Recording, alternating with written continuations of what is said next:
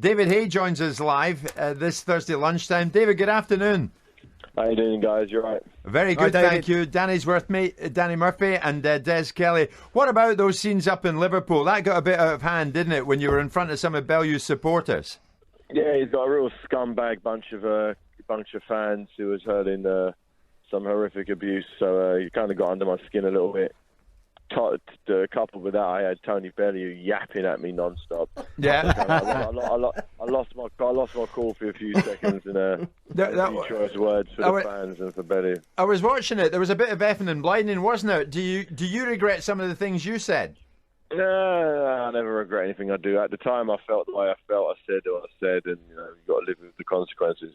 It definitely wasn't my finest hour, but it's passion is how I felt at the time. And people actually, as offended as many people were, other people were impressed with the passion. They want to see a fight with two fighters who genuinely. It's not about knocking him down for 10 seconds.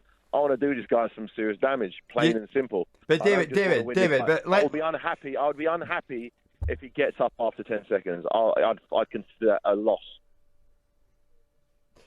So, I find it hard to get my head around this. What do you want to do to Bellew? As much physical damage as possible.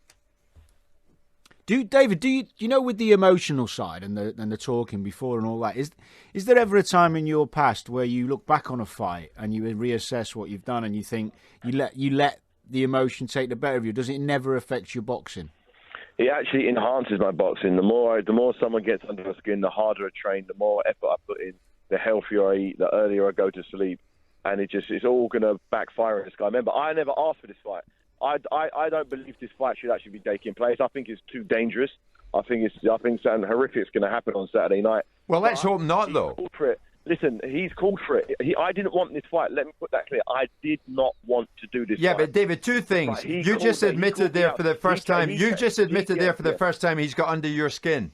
Yeah, 100% he's got under my skin. But it's taken a year and a half of him screaming abuse at me to get that, and he's got it. They say be careful what you wish for, because you might just get it. He's thinking he's going to get this big multi-million-pound check at the end of it, which he will do. But what's the point of having all that money if you're not in a physical state to spend it and enjoy it? But I've got a problem with that, because why on earth would you want to do something horrific to a fellow human being? You're involved. Now, hang on, let me finish. You're involved in a serious sport, obviously. Exactly. You're involved in a serious sport, and it's boxing at the highest level. Now, I have a problem when you say something like, I want to cave in his head. But it's the truth. That's what I'm training to do every single day. I'm training to not punch his head, punch through his head. Do you think Gennady Golovkin would say something like that? I don't care about Gennady Golovkin. I don't care about anybody else. This is me. This is how I train. This is why I've knocked out 26 of my 28 victims. It's because I train to do damage to people. If I'm punching to the ribs, I'm aiming to break the ribs. When I was a kid playing rugby, I wanted to break I wanted to break their spine when I tackled them. It's just how I am, and it's why I'm so effective. People don't like it. It's not in today's society. It seems wrong. It seems harsh. But I'm a gladiator. I've always been past lives. I was a gladiator. I've always been a fighter, and this is what I do. And this guy has woken a beast, and you will see on Saturday night. You'll see. Tune in, see, and you'll see what happens to a guy who does not deserve to be in the ring with me. Although he's going to get a big paycheck for it, it's not going to be worth the damage I'm going to do to him. But I'm going to relish every moment. I haven't felt this passionate about a fight before in my whole life, and I just cannot wait. It feels like it's over 48 hours away, and I'm buzzing already. I'm really, really feeling the vibe, and you're going to see the most destructive heavyweight on the planet. David, I understand completely. We all have different ways of mentally preparing ourselves and going into whatever sport we do. Is it a little bit? It's not silly. It's the wrong word. But I listened to both you talk the other day, and he seems to acknowledge your strengths and what you're capable of. And you didn't entertain the fact that he could beat you.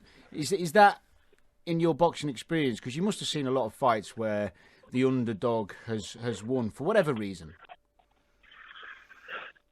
What's the question? Sorry.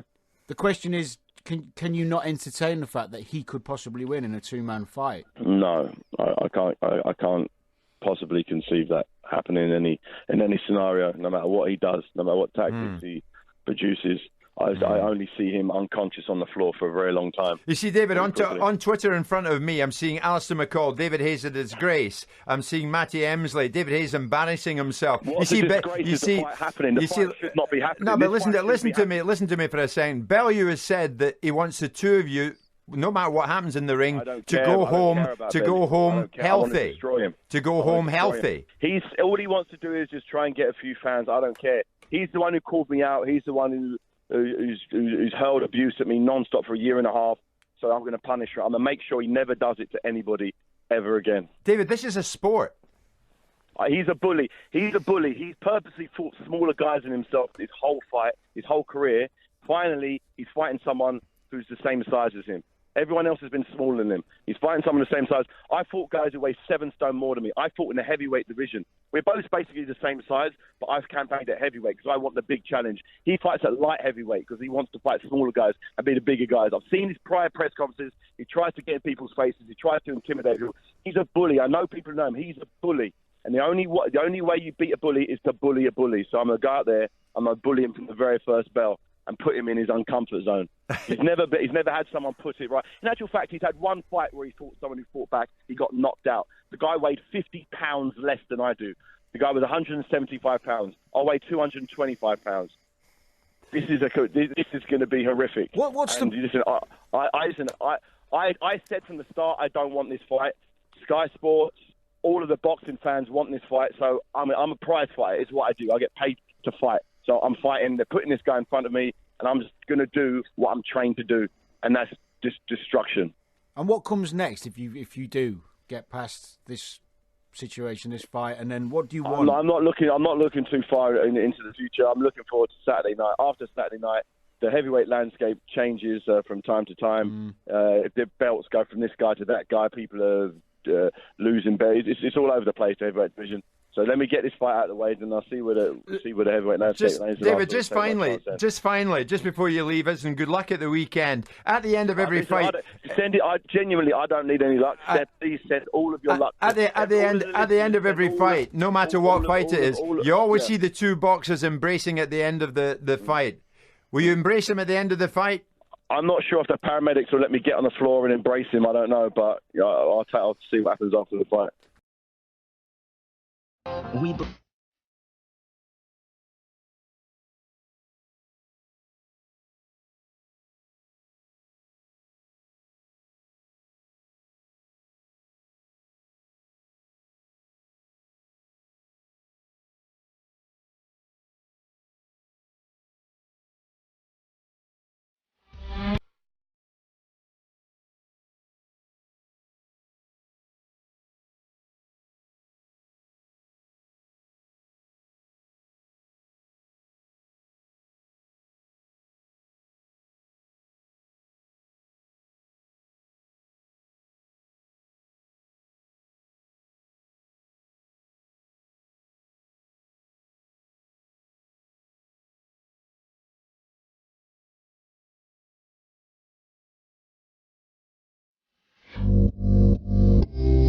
Obviously, it's a good cause, Naked Heart Foundation. I just finished my training session, so wanted to get out. This lovely affair was happening, so I'm gonna pop down and show my support. Release endorphins. Exactly.